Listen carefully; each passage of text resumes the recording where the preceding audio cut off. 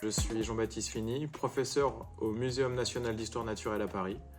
Je suis enseignant-chercheur, écophysiologiste et je travaille sur l'étude de l'impact sur la santé et l'environnement des produits chimiques qui nous entourent.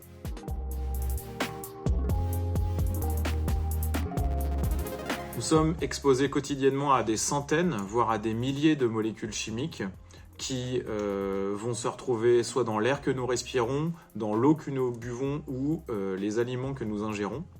Mais aussi on peut avoir, donc ça c'est une exposition directe, mais il peut aussi y avoir une exposition indirecte, c'est-à-dire que via les déchets que nous générons, il y a une dégradation dans l'environnement et une pollution soit des sols, soit de l'eau, et qui va revenir en boucle pour nous polluer une seconde fois. Et donc ça c'est ce qu'on appelle l'exposition indirecte. Et il faut faire la distinction entre les produits chimiques qui vont être persistants, c'est-à-dire ceux qui vont persister dans l'environnement, dans nos organismes également, et les produits chimiques qui vont avoir une demi-vie courte, c'est-à-dire que nous allons les dégrader, les métaboliser rapidement, et ils vont être excrétés hors de notre organisme.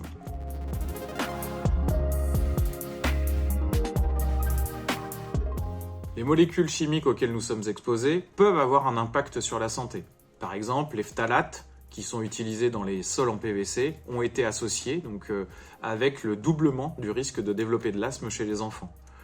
Vous avez aussi le bisphénol A, qui a été interdit dans les contenants alimentaires en France depuis 2015 et en Europe depuis 2025. Eh bien, cet élément qui compose les plastiques en polycarbonate a des effets légèrement œstrogénique, donc il a été montré comme favorisant le développement précoce de la glande mammaire chez l'enfant. Il a aussi été montré qu'il perturbait le système immunitaire et aussi le développement neuronal. L'exposition donc à ces molécules chimiques et l'évaluation du risque d'être exposé à ces molécules chimiques est correctement réalisée dans le cadre de REACH, donc qui est une loi qui permet l'enregistrement, l'évaluation et l'interdiction de certains produits chimiques. Cette loi a été mise en place en 2006 et donc oblige les industriels à réaliser un certain nombre de tests pour que nous nous assurions de l'inertie supposée de produits chimiques qui sont mis sur le marché. Ce qui m'inquiète le plus, c'est l'effet mélange, parce que cet effet mélange, donc c'est-à-dire plusieurs molécules en même temps, ne va pas être forcément reflété par la somme des effets individuels. Nous sommes exposés à des molécules chimiques, et si ces molécules perturbent le système hormonal va avoir des effets différents et des rôles différents à différents moments de notre vie. C'est ce qu'on appelle des périodes de susceptibilité. Il en existe plusieurs, mais une cruciale est celle des 1000 premiers jours, qui va de la fécondation de l'œuf jusqu'aux 2 ans de l'enfant. Et puis après, il y a la puberté, la petite enfance et la puberté. Et ensuite, on peut avoir des périodes de susceptibilité, notamment lorsqu'on a un stress ou des événements majeurs qui peuvent nous arriver, où le système immunitaire va être aussi affaibli. Eh bien, l'évaluation de ces molécules chimiques en mélange n'est pas pris en considération et n'est pas fait dans le cadre de REACH.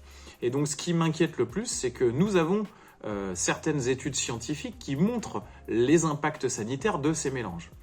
Nous avons par exemple montré en 2022, dans le cadre d'un projet collaboratif européen, qu'un mélange de 8 substances, qui est composé de bisphénol A, de perfluoré et de métabolites de phtalate, eh bien que ce mélange, quand il est surreprésenté chez les mères enceintes suédoises, eh bien, il est associé avec une perte de fonction cognitive chez l'enfant, c'est-à-dire que les enfants sont capables de dire moins de mots que les enfants de la population générale à l'âge de 2 ans. Ce qui m'inquiète d'autant plus, ce sont les effets long terme, c'est-à-dire les effets qui ne sont pas directement visibles après l'exposition au mélange, mais des effets qui vont être vus plusieurs années, voire plusieurs dizaines d'années plus tard, et donc qui sont difficilement capturés par les tests actuels.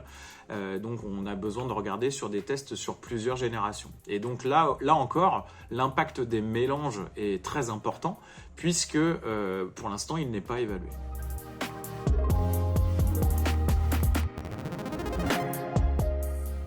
Il est urgent d'agir sur l'évaluation des produits chimiques en mélange. Parce que ces mélanges ne sont pas le reflet de l'addition des effets individuels. Vous pouvez avoir des effets contraires, et donc des mélanges qui seraient moins actifs, mais ce n'est pas ce qu'on observe dans la plupart des études. Dans la plupart des études, on va observer des effets donc additifs ou voire synergiques de molécules chimiques.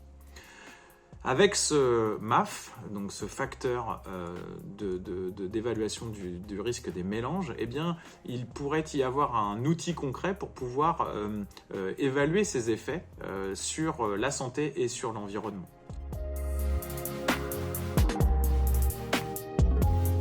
Il est absolument crucial de prendre en considération les effets mélanges parce que tout d'abord, c'est la réalité. Nous sommes exposés à des mélanges de produits chimiques tout au long de notre vie parce qu'il existe des preuves que ces effets mélanges ont des effets différents de ceux des effets des molécules chimiques additionnées. Et puis parce qu'il existe des populations vulnérables et donc il est nécessaire et urgent de protéger plus efficacement ces populations vulnérables. Et enfin, j'ai envie de dire que face à une crise de confiance envers les autorités publiques, il est nécessaire d'avoir aussi des actions fortes pour montrer que la réalité de l'exposition à des mélanges est bien prise en considération par les outils législatifs de notre époque.